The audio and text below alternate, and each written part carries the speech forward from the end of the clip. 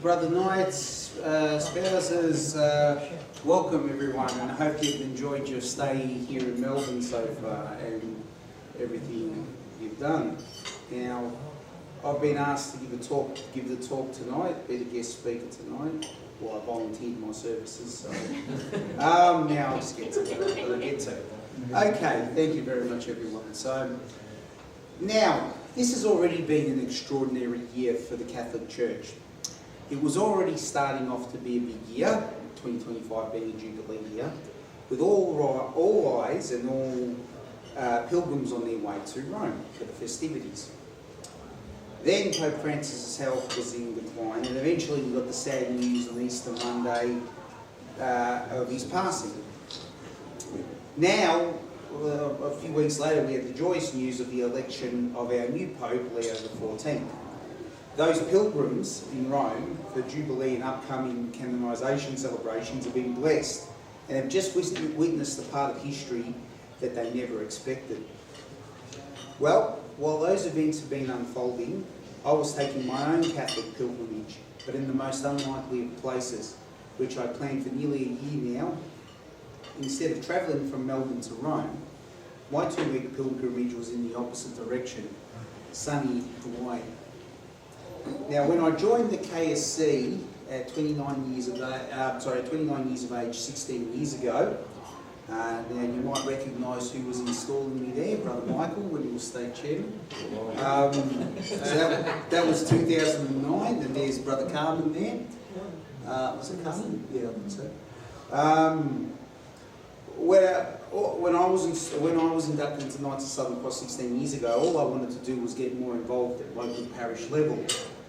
I never imagined everything that followed and could never have believed that I would travel halfway around the world to serve God in ways I never imagined. Yet, that is what happened. After being active primarily at branch level as secretary for the first half of my time in the order, I became involved in state level activities such as helping to organise the annual Archbishop's Dinner, KSC Archbishop's Dinner. When the time came, I joined State Council as Secretary, of which I'm now in my 7th year. This has seen me travel throughout Victoria representing State Council to all branches. Indeed, in my time as Secretary, I've attended most national meetings and conferences around the country, documenting the state's centenary celebrations, including Victoria's. It has been an amazing experience getting to meet Knights from all over the country and have gotten to know many great men and women such as yourselves along the way. Over the years, one of the great friendships I have made through the order has been with a gentleman by the name of Fr Michael, who's right there next to me, and enjoying the nice stogie, who I've known for nearly a decade. Paul is American born and spent over 20 years overseas serving in the US Air Force. In 2000 he converted to the Catholic faith and became an active member of the Knights of Columbus. He married Wilhelmina, who while born in the Philippines had lived much of her life with her family here in Melbourne. I first got to know Paul while he was living here in 2016 when I joined the Archbishop's Dinner organising committee, and we worked together for a few years and became friends. So that's for one of our Archbishop's Dinners. That's Paul there, there's Brother Carmen, and so I'm taking the photos. So Paul was our treasurer on the Archbishop's Dinner Committee for a number of years. In 2018, he and Wilhelmina moved to Hawaii, where he took up a civilian job at Joint Base Pearl Harbor Hickam, which JBPHH, and has lived there ever since, having moved through different roles.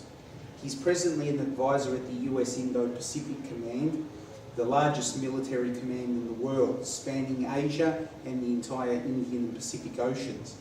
He is also heavily involved in the Knights of Columbus there, having founded the Joint Base Pearl Harbor Hickam Military Council in 2022, which is made up of active service personnel and civilian-based workers. While back in Australia to visit family during Christmas 2023, Paul and I caught up, and he asked if I was interested in joining the Knights of Columbus. I thought about the possibility of being a member of both organisations for a while, given their affiliation through the International Alliance of Catholic Knights, IAC. When Paul presented the opportunity, I decided to take it. The Knights of Columbus have 4 principles, or degrees as they call them, that are the pillars of the organisation. The first is charity, the second is unity, the third is fraternity, and the fourth is patriotism. I completed the requirements to achieve the first 3 degrees very early on, and it's not that hard, and was keen to undertake the famous 4th degree program, which features very prominently within the Knights of Columbus, with its members featured ceremonially in honour guards and in other prominent activities within the order, which I would like to actually see introduced here and try over time make the case at the national level. I knew this would require me to travel to the US, and there was no better location than Hawaii, a place of great cultural and historical significance and a place I've wanted to visit for a long time, and only 10 hours away. I finally took the plunge and booked my trip in January, my first overseas trip on my own and my first in over 30 years.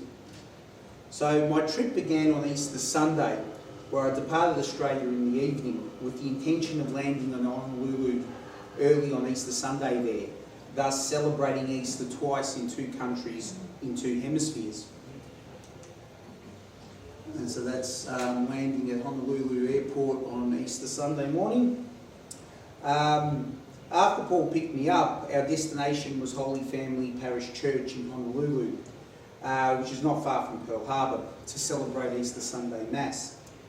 After Mass, Paul introduced me to his boss, Admiral Samuel Paparo, who along with his wife Maureen and his 2 youngest children who had just attended the Mass. Who's also, Admiral Paparo is also a member of the Knights of Columbus and of the same military council that both Paul and I are members of. They were wonderful to talk to, and we talked about Australia, which he had visited a number of times, as recently as just 2 months ago. It was later that evening that we heard of the sad news of Pope Francis's passing, something I hadn't expected when I planned my trip. We followed the news coverage for a few hours. While there, the Diocese of Honolulu held a memorial mass on Monday, April 28th, which we had attended. It was a beautiful mass at the co-cathedral of St. Teresa the Child Jesus, which had a full attendance. The Knights were heavily involved, with the 4th degree honour guard featuring prominently. So that's some of the photos from the memorial mass for Pope Francis. That's the booklet from his memorial mass.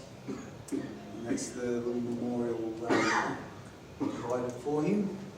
There are the Knights of Columbus 4th degree honour guard there taking part in the procession and in the procession afterwards. And that's us watching the funeral mass on TV in Honolulu. So one of the highlights of my Hawaiian pilgrimage was my installation as a 4th degree Knight, which took place on Saturday, April the 26th at the Admiral of the Pacific Fleet's boathouse at Pearl Harbor, which is a location off limits to most people, which houses the Admiral's yacht, used to show dignitaries around the harbour.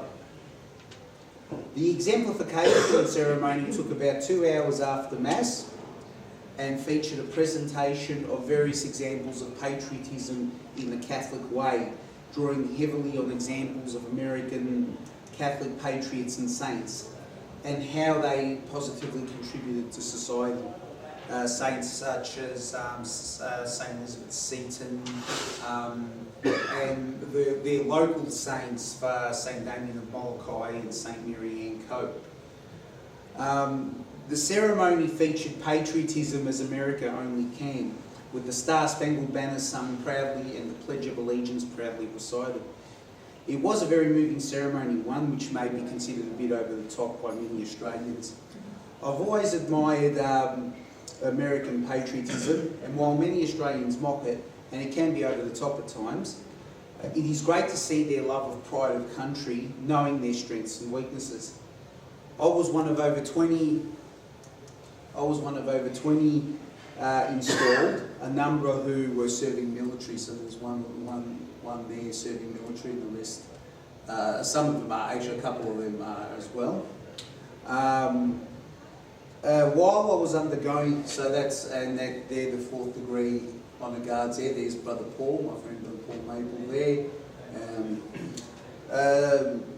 where was I? While I was undergoing this great honour on behalf of the Knights of Columbus, I was thinking about my fellow Knights back here in Victoria who were making their annual Divine Mercy Sunday pilgrimage to Northern Victoria, Burraman North, for our annual post-Lenten Mass and get-together, which is known as Barney's Picnic, which I sorely missed but was happy to see a successful outing. So the ceremony featured the existing 4th degree Knights, including Paul, in their uniforms with their swords, knighting we inductees, dubbing us Sir Knights.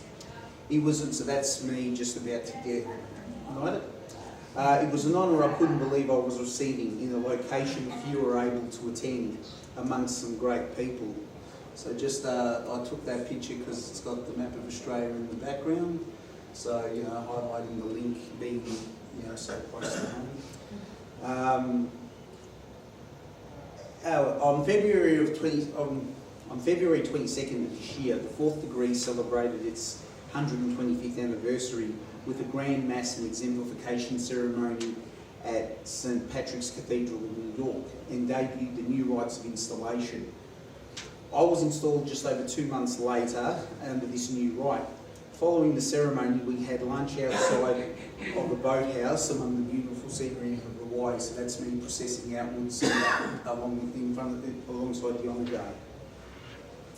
So my Hawaiian pilgrimage took a number of facets: the Catholic part, the historical part, and the tourist part. The Catholic part was centred around the Knights of Columbus and the events they took part in, including a joint base Pearl Harbor Hickam Council meeting, where I met many of the base personnel members I've chatted with on WhatsApp for over a year.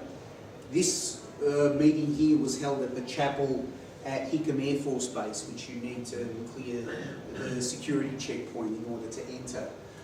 So there are the members. Most of them are either retired or active military, as you can see, or civilian-based personnel. So it was a real honour, and the timing worked out really well to join their when they say council, that's the equivalent of a branch here.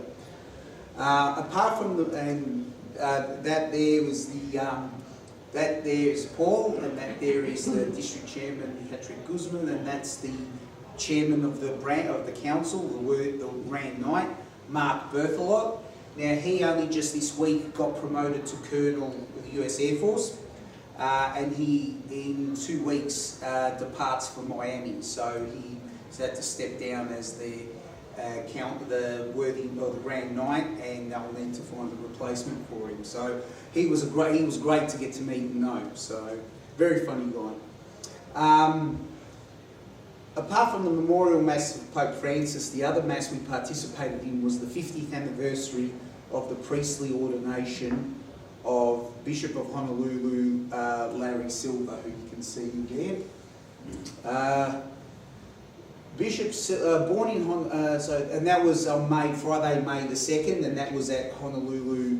That was at the Co-Cathedral of St. Therese. Born in Honolulu, Bishop Silver spent much of his early years in California, where he was ordained and spent much of his priestly ministry.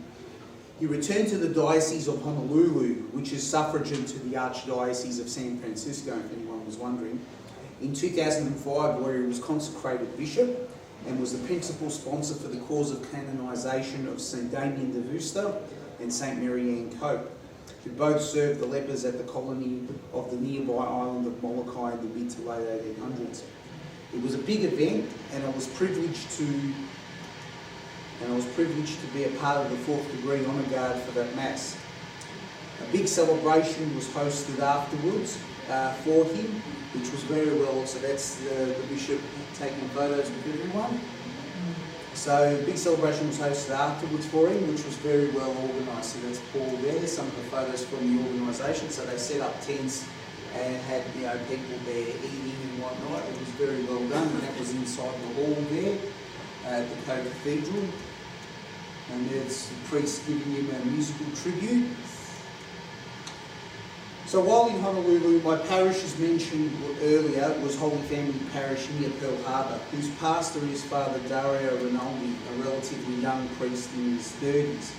The Sunday following Pope Francis's passing, He gave a great homily paying tribute to him, and gave another great homily the Sunday before I departed on the upcoming conclave, noting that the media who claimed to be experts on it had absolutely no clue what it was about.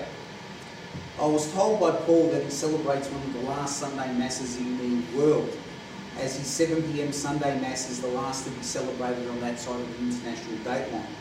His father is also a member of the Knights of Columbus. So apart from becoming the 4th degree knight, the main reason I travelled to Hawaii at this time was for the annual Knights of Columbus Hawaiian State Convention on Saturday, May 3rd. It is identical to our annual state conferences and features much of the same structure, though I noted the difference being that local council delegates elect each state portfolios holder separately, whereas we elect our state councillors who elect the chairman who then decides the portfolio holders. I actually participated as a delegate of the Joint Base Pearl Harbor Hickam Council, along with Mark Berthelot there, which was a huge honour and has now seen me participate as a delegate at Knights conferences at state, national and now international level. One of the guest attendees at the convention was the Deputy Supreme Knight of the Knights of Columbus Worldwide, Arthur L. Peters of Toronto, Canada, and whom I spoke to on behalf of KSC Australia. So there's some photos from the convention there, the Knights on bikes. Now incidentally, our brother Willem Morgan here is also a member of the Knights of Columbus along with me, and expressly for the reason of trying to join and start up the Knights on Bikes chapter here. Brother Willem actually at our branch AGM last year gave a talk on his motorcycle, being a biker and a motorcyclist, so it was a very interesting talk too. Probably not one suitable for here though. So while I was there, so that's the Deputy Supreme Knight, Arthur L. Peters, as I said, he's Canadian. And while I was there, I spoke to him and I got to actually present him on behalf of the KSC, KSC Victorian brochure, and the past 3 issues of our print magazine, The Crusader, which I told Brother Michael, our Crusader editor, about, which he was very happy with. At the convention banquet that evening, so there's some more photos from the convention. So now we're at the convention banquet at the Japanese Cultural Centre of Honolulu, of Hawaii.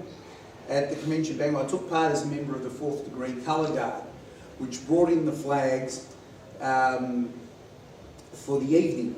Again, another honour, along with meeting so many of the knights there, who were absolutely wonderful to me. So that's me in my 4th degree uniform there. It's me being part of the honour guard. I'll just show that quick video. So I don't think there's any audio there on this. Let's have a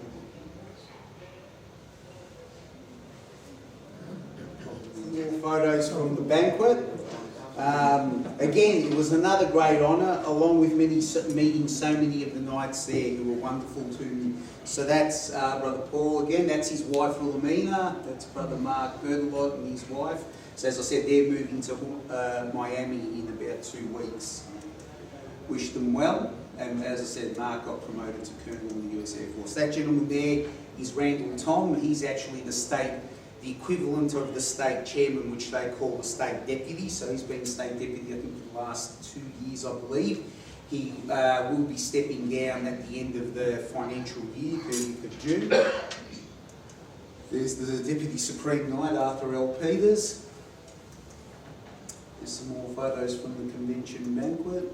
That couple there I met, they had actually spent a bit of time here in Melbourne. So we were talking about Melbourne here, and I said to them if they ever come back to let me know, let Paul know to let me know, and they can come by. They had that table set up there to commemorate all the members that had passed away in the previous 12 months. That logo there is for the US POW MIA, Defence POW MIA Accounting Agency.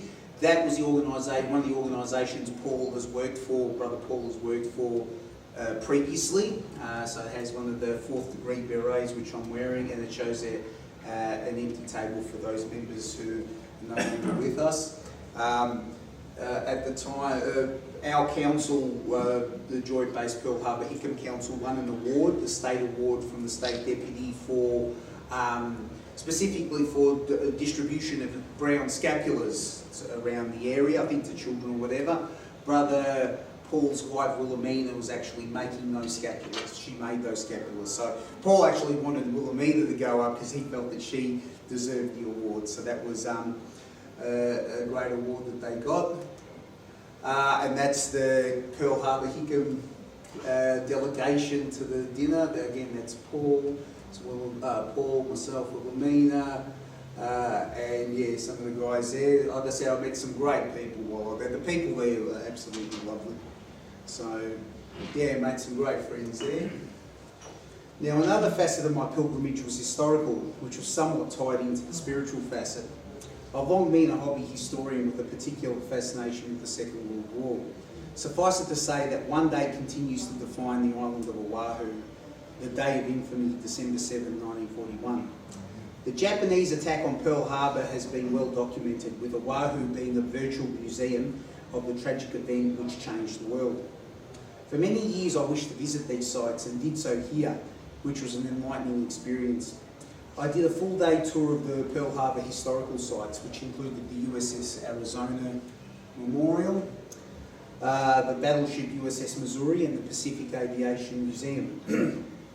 The Arizona Memorial is a truly moving experience, which requires a boat ride to reach. You only get about 20 minutes on the memorial, so you need to make the most of it. The memorial, it's part of the memorial names of all the people, all the servicemen that died on the Arizona. Memorial sits over the wreck of the USS Arizona, which you can actually see under the waterline there, and the turret, the steam turret on the waterline there. Those two, that buoy there, and there's another buoy down there, that's the two tips of the Arizona, so you can actually see the rather eerily haunting 82 years old. So the Arizona lost over 1,000 souls that fateful day. The ruins of the ship sit just underneath the waterline, an eerie reminder of that tragedy where oil still seeps out of the ship. Even all these decades on, you can still see oil seeping out of that ship. The USS Missouri was equally amazing. For those history buffs, the deck of the Missouri is where the Japanese surrender was signed on September the 2nd, 1945, while docked in Tokyo Bay, overseen by General Douglas MacArthur and Admiral Chester Nimitz, whose statue features at the entrance there of the Missouri, and featured then General Thomas Blaney representing Australia at the signing. To stand near the spot where the world's largest conflict concluded was another great honour, and that's it there. That's where the surrender was signed. That spot there is where the table was. On the next photo you can see there, it's got the photo. So that table was sitting over there. And you had there General Douglas MacArthur and all the American brass. That there is the plaque. Over this spot on 2nd September 1945, the instrument of formal surrender of Japan to the Allied powers was signed, thus bringing to a close the Second World War. The ship at that time was in anchor in Tokyo Bay. So remember, I believe I was just reading today that that's actually the second plaque. The first plaque I think got shined too much and they had to replace it. So, and there's the photo of General Thomas Blaney signing the instrument of surrender on behalf of Australia. To stand, as I said, to stand in the spot where the world's largest conflict concluded was another great honour. In fact, Missouri's role in concluding the Pacific campaign of World War II is the reason now it is permanently docked at Pearl Harbor, overlooking the Arizona. So there's the Missouri, and it's overlooking, pointing over at the Arizona. At the US, just so if you're not aware, US battleships by convention were named after the US states.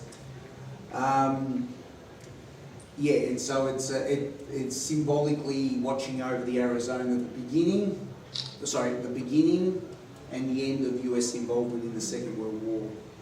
I even got to see some of the buildings which still bear the scars of the Japanese attack, and got to touch some of those spots. As Paul actually took me on a drive through Joint Base Pearl Harbor Hickam, which required his security clearance past the sentry points. I don't have any photos of this, but he actually took me on a drive-through tour of Pearl Harbor Base and Hickam Air Force Base, and it was amazing to see the various headquarters and that. He took me, the only place we got out was for the Pacific Air Force's headquarters, which in 1941 had been the barracks, and it actually still has the bullet marks from the Pearl Harbor attack, which I got to put my hands in, which was amazing, and they had the courtyard of heroes. It was truly amazing. I really couldn't believe it. So I also had the privilege of attending the Anzac Day service at the National Cemetery of the Pacific at Punch Bowl Crater, where I met up once again with Admiral Vaccaro, who was in attendance. There were many Australians and New Zealanders, civilian and military, in attendance. It was humbling to take part in the ceremony which honoured the sacrifice of our servicemen and women halfway around the world, and note the respect with which the US regards our historic alliance. There's some of the personnel along with US personnel. And that's the New Zealand contingent. So for our New Zealand Supreme Night, that's the New Zealand contingent doing the haka, which was quite moving.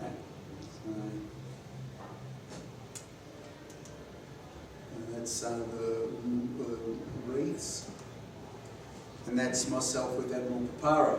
So, as I said, that man is the senior most military officer in the Pacific, and he's known to be a great strategic mind, and is very, especially now, you know, with various tensions in the Pacific region, he's more important. His role there is more important than ever. As I said, he remembered me from our meeting on Easter Sunday, so we got that photo. Great man, and his wife was amazing too. Hang on. So I also took the time to do some tourist stuff, such as spending the day in Waikiki, where I bumped into... Does anyone know that gentleman? Paul Roos. Where I bumped into AFL legend Paul Roos, who noticed me wearing my Collingwood polo top. This was when I was visiting downtown Honolulu. So that was an amazing experience. His wife Tammy took that photo. She was really nice too. Then I also visited downtown Honolulu, and that's where I voted at the Australian Consulate. That's actually that's the Supreme Court building. That's the statue of King Kamehameha, who was the famous Hawaiian king. And I also visited the Cathedral of Our Lady of Peace from the outside, which had only just been closed on Easter Monday due to internal renovations that were going to take about a year, so unfortunately I didn't get to go in there. But what's interesting to note is that's where St Damien of Molokai was ordained to the priesthood. So he arrived on Hawaii as a religious, and he was actually ordained there May 1864. So now, while I was there, I also got to visit some famous TV locations, and particularly from one of my favourite TV shows, Magnum PI. So that's the title pool from the Robin Masters estate at Magnum PI. Now the Magnum PI theme's supposed to be playing in the background, but you can't, the speakers aren't working. So that's the actual title pool. That's where the estate was set in Magnum PI. That's me in my Magnum Aloha shirt in front of the title pool. The resemblance is striking. So I actually got to take a helicopter tour with Magnum helicopters, and so they had the replica Ferrari.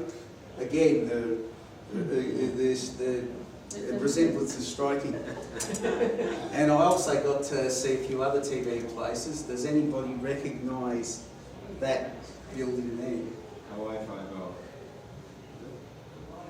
So that's the Ilokai. That's the Ilokai Hotel. As our Supreme Night correctly guessed, it was made famous in that scene there. So it was great. I didn't actually go up there, but it was great. Again, the resembling is striking. While I was there, I also got the chance to do a time-lapse video of a sunrise over the Pacific Ocean. So this was at, what was it, Halona Blowhole Lookout. So there's actually a water blowhole just further down there. And so that's the sunrise.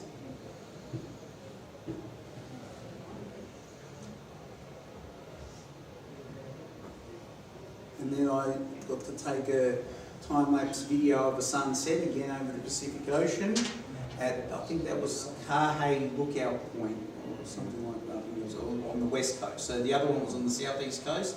This one was on the west coast.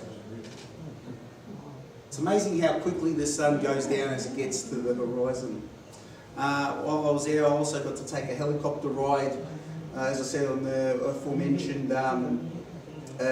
Magnum helicopters, which was a bit scary at first, particularly jerky movements, but then I got the hang of it and we flew around the east coast and then all the way down the centre of Oahu. And so I got to fly over Pearl Harbor, and yes, so it was a great experience. I also got to take, on the same afternoon as a matter of fact, I did a submarine ride off Waikiki. So that's the Atlantis submarine there, and that was an amazing, the complete opposite of the helicopter ride. So that's just some of the things that I saw there. And while I was there, I also got to undertake some other fun activities.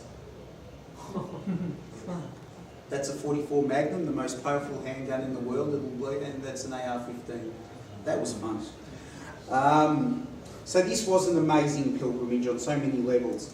I was enriched by my experiences with my brother International Nights, which I hope to put to use here, and visited many of the sites that I hope to visit and experience. My only regret was not getting to visit the former leper colony that St Damien and St Mary Ann ran on Molokai, which I was unable to organise in time and seemed really hard to do. So the next time anyone should visit Hawaii, note that it's not just a rich tourist tropical paradise, it also has a rich history and a rich Catholic culture, which needs to be properly legally explored. After a great 2 weeks, it was finally great to get back home. So mahalo, Hawaii, and aloha. Thank you. Does anyone have any questions? Does anyone have any questions of my time there or anything? How long does it take to move through the different levels? Well, you can become the first 3 degrees are really easy. They're just a video you watch. That's all I had to do, watch a video. You can become the 3rd degree knight right away. Then you have to wait another 12 months before you're eligible to complete the 4th degree. And then from there, the 4th degree has its own structure as well. So I'm like a low rank. I'm like the basic rank. You've got like warden, you've got district navigator, you've got navigator, faithful navigator, and so they've got structures within the 4th degree as well. So. But were you fast tracked because you're already a knight? Were you there for 12 months? Were you? No, I've been a member of the Knights of Columbus for 12 months. Okay. So I became a member a year and a half ago. So I've been a member for 12 months. So, yeah. Any other questions? No, I just think there are a number of the photos you got. You know, the ladies seem to play, you know, a prominent role in the Knights of Columbus. So, actually, it's funny. And also the notion of family as well. Oh, actually, it's funny you bring that up. So, where was it? Oh no, I'll have to go further back. There was a lady that was there when they presented the awards. She was actually the wife of one of the previous state deputies. During COVID, she actually started up a women's auxiliary of the Knights of Columbus. So got the knights, the women, the wives involved in activities. So she got the women's auxiliary up and running. So I know I think in certain jurisdictions they do have an auxiliary. I mean, here we have the Catholic Women's League, which sort of does a similar thing to the Knights. which we should try and encourage more participation and activity with. So, and then they also one of the awards they presented was actually a Family of the Year award. I didn't put it in there, but they did have a Family of the Year award as well, which I thought was really good. So they encourage family participation as well. Anything else? No?